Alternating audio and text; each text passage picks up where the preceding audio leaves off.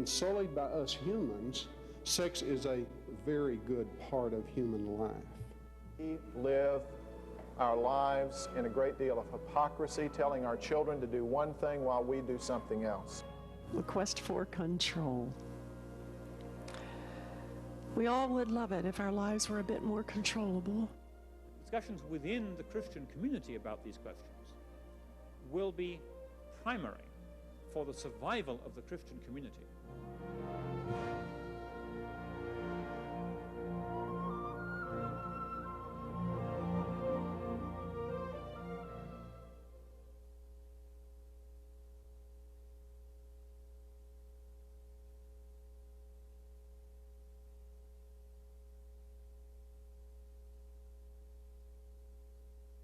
Probably natural to want a child of one's own.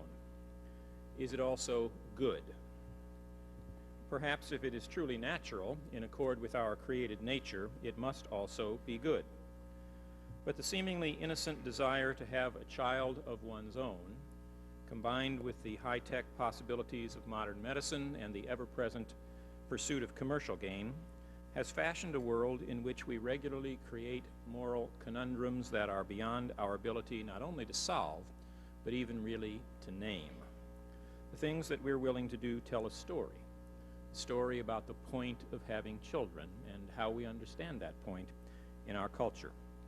And I want to try to think about that story a little bit, but first, just as a way of getting into it, let me put before you the briefest of summaries of a whole number of cases. I mean, many of them cases or the sorts of cases that you're familiar with, but all roughly adapted from real life, though chosen a little randomly, just sort of whatever fell out of my file when I put this together. But just to set them before you so that we remind ourselves the range of things we're talking about. A woman unable to have a child of her own had her ovum fertilized with her husband's sperm in the laboratory. The resulting embryo was then implanted in the womb of the woman's mother, who, having carried the pregnancy to term, gave birth to what is in some sense her own grandchild. Okay? Although again, it's an instance of our difficulty even in naming exactly what we're talking about. A husband and wife who thought they wanted a child of their own contracted for the conception of a child who would be conceived from sperm and ovum that came from anonymous donors and who would then be gestated in the womb of a hired surrogate.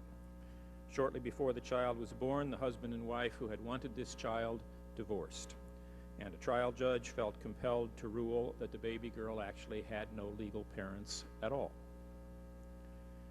A woman undergoing infertility treatment in order to have a child of her own conceived triplets. For medical reasons, she was advised that it would be safest if she were to undergo fetal reduction, that is, reduce by abortion the number of fetuses she was carrying to one. She did, but weeks later, having undergone amniocentesis, she learned that the one remaining fetus had a genetic anomaly, and she therefore aborted that fetus as well. An infertile married couple desiring a child of their own underwent in vitro fertilization and conceived a child. 4.5 months into the pregnancy, they learned from amniocentesis that the child they had wanted so badly and worked so hard to make had Down syndrome. Having learned that, they decided to abort.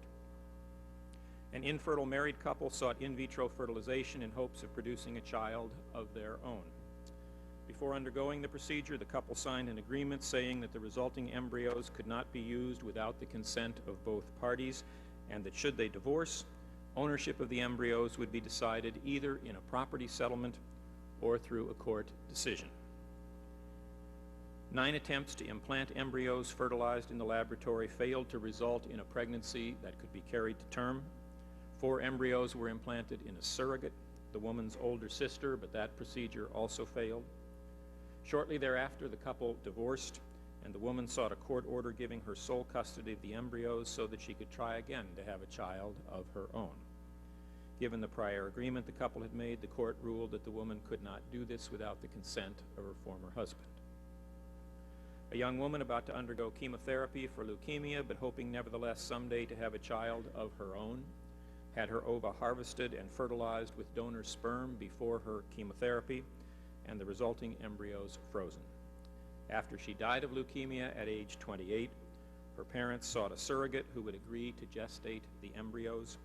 In this search, they used the internet and an appearance on the Oprah Winfrey Show, intending that their son and daughter-in-law would raise the child if the pregnancy could be successfully carried to term. A 63-year-old woman wanting a child of her own had implanted into her hormonally primed uterus an embryo made in the laboratory from her husband's sperm and an ovum from a younger donor. She then completed the pregnancy and gave birth to a child. Such cases could be multiplied almost without end. Many of you probably have bigger files with more cases that could fall out. And when we think about them all, we may sometimes find it hard to remember or believe that the first test tube baby, as we called it back then, was born only 20 years ago in 1978. That's not very long at all in world historical terms, but the pace of advance is just enormous. 2 decades later, we live in a world in which a woman can give birth to her own grandchild, in scare quotes, in which a child can have as many as 5 parents, the donors of sperm and ovum, the surrogate who carries the child during pregnancy, and the 2 rearing parents. A world in which people can have children, again in scare quotes, can have children posthumously, in which parents can go to great trouble and expense to conceive a child whom they then abort if prenatal diagnosis shows that the child is defective in some way, in which quite soon it may be possible to give birth to identical twins born years apart, and in which it may soon be possible for a woman without ovaries to receive an ovary transplant from an aborted fetus, making that fetus in some sense, the genetic mother of her child. And none of this comes cheaply. A recent report of the New York State Task Force on Life and Law notes that conservative estimates place the cost of a successful delivery via in vitro fertilization at more than $40,000. Taken together, these cases display the story that we in our culture have begun to tell each other about the meaning of children. And the storyline is roughly as follows. Because having children is something many people want for their life to be full and complete, and because it is such a fundamental aspect of human life, we ought to use our skills to help them achieve that desired fulfillment. Indeed, having children is an entitlement to which there are few limits. Of course, we ought not exercise this right in a way that directly harms children, but in many cases, after all, the children about whom we're talking would not even exist were it not for the use of new reproductive technologies. If the suffering that infertility brings can be relieved, and if children are not harmed, then high-tech reproductive medicine is a good thing. That is the story that more and more we tell ourselves in this society. Consider how different an image of the child emerges in Galway Kinnell's poem titled "After Making Love, We Hear Footsteps." Let me just read you this short poem. For I can snore like a bullhorn or play loud music or sit up talking with any reasonably sober Irishman, and Fergus will only sink deeper into his dreamless sleep, which goes by all in one flash. But let there be that heavy breathing or a stifled come cry anywhere in the house, and he will wrench himself awake and make for it on the run, as now we lie together after making love, quiet, touching along the length of our bodies, familiar touch of the long married, and he appears, in his baseball pajamas it happens, the neck opening so small he has to screw them on, which one day may make him wonder about the mental capacity of baseball players, and flops down between us and hugs and snuggles himself to sleep, his face gleaming with satisfaction at being this very child.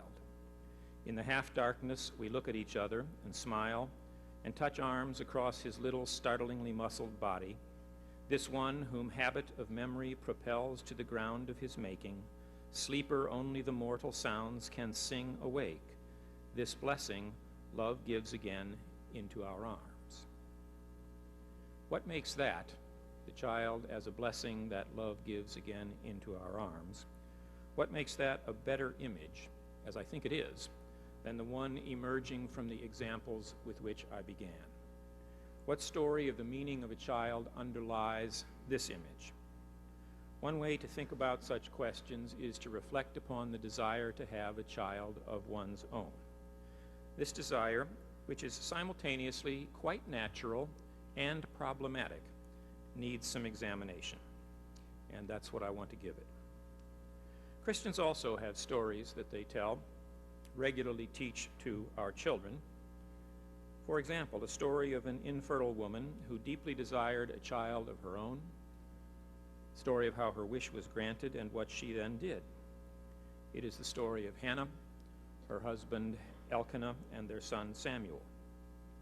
Why did Hannah want a child of her own? In part, it seems, because she suffered the scorn of Peninnah, Elkanah's other wife, who had children. But that only presses the question a step further. Why should this be an occasion for scorn? What is so important about having a child? Why do people care so deeply? Sometimes today, when we ask such questions, answers of the following sort come back. I desire the experience of pregnancy and childbirth.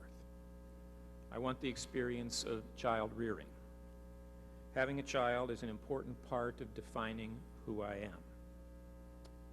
No doubt there is some truth about us buried in such answers. There are deep psychological and probably even biological imperatives at work in the impulse to give birth.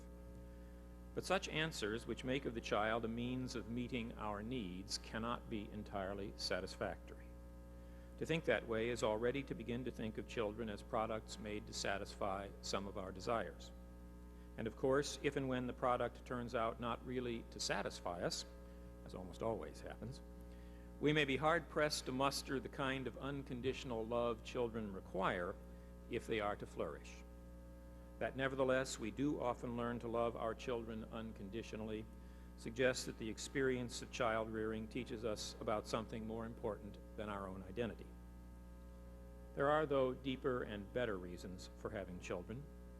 We would make a little moral progress were we to say, I want a child because I want a link to future generations.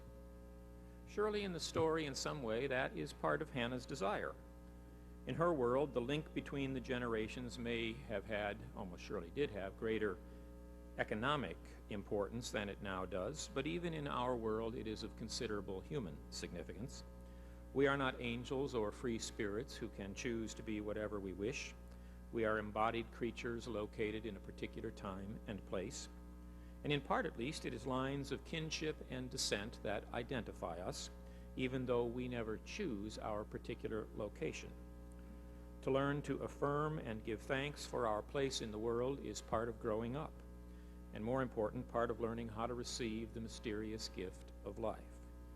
It is therefore quite natural that we should want to give life even as we have received it, to take our place in that succession of generations. That takes us some considerable way beyond the narcissism of wanting a child simply as a means to fulfilling ourselves. But it does not take us quite far enough, for it continues to think simply of a child of my own, still part of the project by which I take my place in the world. We get much closer to a satisfactory understanding if we think of a child of our own. Elkanah is already a father, but he and Hannah together, as one flesh, are not parents. Even in so ancient a story as this one, there are hints that this too is part of the reason for wanting a child. We're specifically told that Elkanah loved Hannah. He himself tells her that she is more to him than 10 sons. Their love-giving has not yet been life-giving, however. It is natural that they should want a child, for that child would be the sign that the love by which they give themselves to each other is creative and fruitful. Indeed, this last step, in which they seek a child not of his own or of her own, but of their own, begins to take them still farther. It presses almost toward elimination of that little word, own. In the passion of sexual love, a man and woman step out of themselves, so to speak, and give themselves to each other. That is why we speak of sexual ecstasy, a word that means precisely standing or stepping outside oneself. No matter how much they may desire a child as the fruit of their love, in the act of love itself they must set aside all such projects and desires. They are not any longer making a baby of their own. They are giving themselves to each other in love. And the child, if a child is conceived, is not then the product of their willed creation. The child is a gift and a mystery springing from their embrace. They could and should, if they think the matter through, quite rightly say that they had received this child as a gift of God. As the biblical writer says of Hannah, the Lord remembered her. Samuel is neither Elkanah's own, nor Hannah's own, nor even quite simply their own. He is God's own, asked of the Lord and given by the Lord. He is not therefore simply Hannah's or Elkanah's to hold on to. Rather, he must be offered back to God as Hannah does, lent to the Lord for as long as he lives. Christians then do not and should not underestimate the sheer human significance of biological ties. We understand the deep desire to have children, but we must also constantly remind ourselves that children are not our possession. They are gifts of God. They exist not simply to fulfill us, but as the sign that by God's continued blessing, self-giving love is creative and fruitful. And what if the Lord does not remember us as he remembered Hannah? Then that is reason for sadness. But it is not reason to take up the quite different project of making a child. The couple who cannot have children may adopt children who need a home and parents, or they may find other ways in which their union can, as a union, turn outward and be fruitful. Now, if this is how Christians should understand the meaning of the presence of children, how shall we evaluate the vast array of new reproductive technologies? Not for the moment as a matter of public policy, but simply as possibilities for our own lives and lives of other people whom we care about. The first thing to note is that many of the new techniques involve parties other than husband and wife in the reproductive process. Usually this is the case because the couple is infertile. There are also circumstances, however, in which fertile couples might turn to assisted reproduction techniques. For example, if one of the spouses carries a recessive genetic disorder. The moral issues remain essentially the same, however. Artificial insemination and in vitro fertilization very often involve sperm and egg from anonymous donors.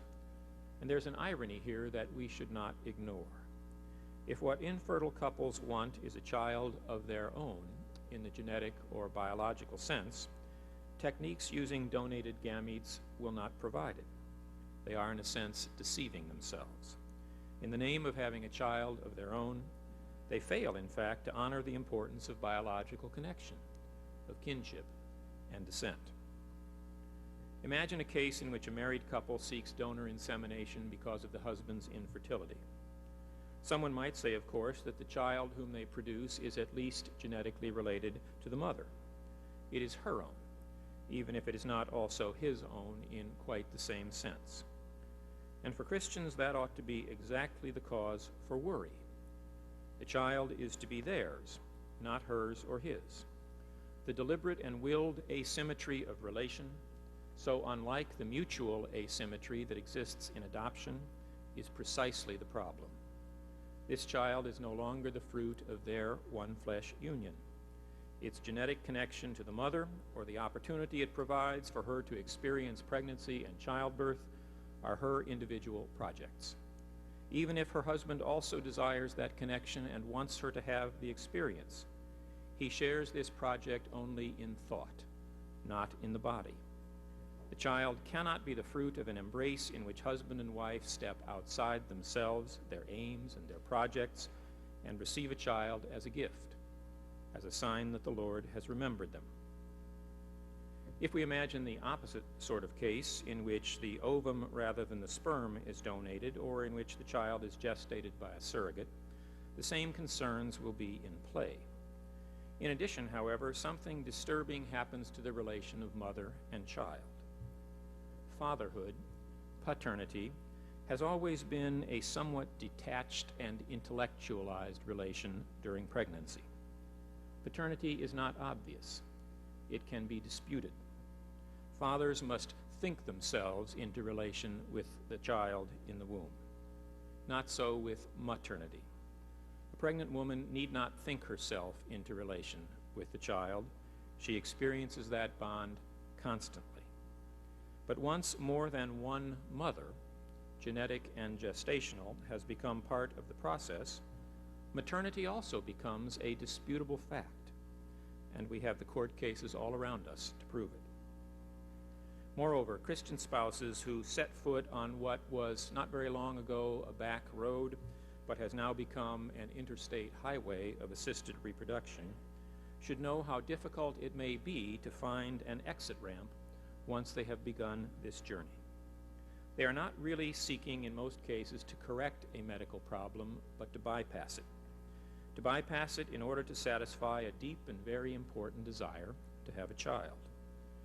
But if it is the couple's desire that is being treated, we need to remember that they may not simply desire a child. They probably also desire, for example, a healthy child. And new reproductive technologies more and more commonly involve genetic diagnosis of the newly formed embryo before it is implanted in the uterus. The pressure to discard embryos who do not meet desired specifications and to try again may be almost impossible to resist. Spouses who undertake this journey are likely to have invested many dollars and years, not to say tears, along the way. It is only human to want the best possible result. Understandable as that is, however, it is no longer quite the same kind of unconditional love for a child who is not our product, but God's gift. I can think of one possible exception to the claim that Christians ought not participate in new reproductive technologies that involve sperm or ovum from third parties. Rather than using either sperm donation alone or egg donation alone, a couple might adopt, gestate, and rear a donated embryo. In such a case, unlike sperm or egg donation, the child will not be genetically linked to either parent. Although this very fact may cause concern to some who think of reproductive medicine as providing new ways to get a child of one's own, from the Christian perspective, I think it is preferable. We might think of it as adoption that occurs before rather than after the child's birth. The relation of husband and wife to the child is symmetrical, and they do not deceive themselves into supposing that this is in any genetic sense a child of their own. Unfortunately, at least in our society at the present time, embryo donation is not likely really to be analogous to adoption. There are already, in fact, a few clinics that sell embryos to infertile couples who want a child. Sometimes the embryos are custom-made, allowing prospective parents to choose a combination of sperm and egg donors that best satisfies them. Other times the embryos are extras that were made for an infertile couple who achieved a pregnancy without using them. Christians could, of course, understand themselves to be rescuing such children who, as spare embryos, can only be implanted in a womb, used for research, frozen and stored indefinitely, or discarded. But if we are looking for needy children to rescue, they are, alas, all around us in our foster care system. Pre-birth embryo adoption is not likely in our culture to signal similar attempts at rescue. It is far more likely to be one more way of exercising quality control, of finding the child whom we want, rather than loving the child we have been given. In short, many of the new reproductive technologies will involve the use of third parties. In doing so, they break the connection between love-giving and life-giving in marriage. That is not just a minor nuance, for it is this connection that teaches us to think of the child as gift, that keeps us from thinking of children as our project, as existing for the sake of satisfying our desires. It is no accident, then, that these technologies usually encourage genetic diagnosis, whether before implantation or after, of the fitness of the embryo or fetus. If we understand the child as our project, if we accept that kind of responsibility for the next generation, then we may inevitably find that quality control seems like an obvious and perhaps even imperative part of the process. This is a journey we ought not even begin. But what if no third parties are involved? There are certainly some circumstances in which an infertile couple might make use of new reproductive technologies while using only their own sperm and ova. Women may take drugs to influence ovulation. This may be combined with assisted insemination when the sperm are placed directly in the vagina, cervix, or even uterus if the man's sperm count is low. Either or both of these techniques may often be part of an in vitro fertilization procedure in which both sperm and ovum are externalized and fertilization takes place in the laboratory. It is even possible now within the IVF procedure to inject a single sperm directly into the ovum. Even when no third parties are involved, there are serious moral concerns in the use of new reproductive technologies. The couple will be encouraged to screen the embryos formed in the laboratory to consider whether a particular embryo is really the child they desire. If more embryos are produced than are implanted in the woman's uterus, they will have to ask themselves what should be done with the extras. Even apart from any IVF procedure, the use of ovulation-enhancing drugs alone means that the possibility of multiple pregnancies, triplets, and even higher-order multiple births is greatly increased, and such pregnancies involve significant risks for the children conceived. They are much more likely to be born prematurely and to have low birth weight, and they may suffer lifelong complications as a result. Multiple pregnancies also mean that the couple will have to deal with recommendations of fetal reduction.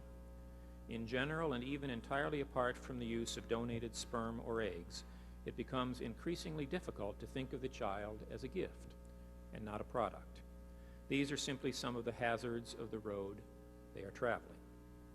When we remember again the number of needy children who go unadopted precisely because of their needs, when we consider the degree to which new reproductive technologies have, in a very short time, begun to teach our society to think of reproduction as a right to which everyone is entitled, when we ponder the implications of these technologies for our society's understanding of children, we must ask whether Christians should not call a halt, at least for themselves.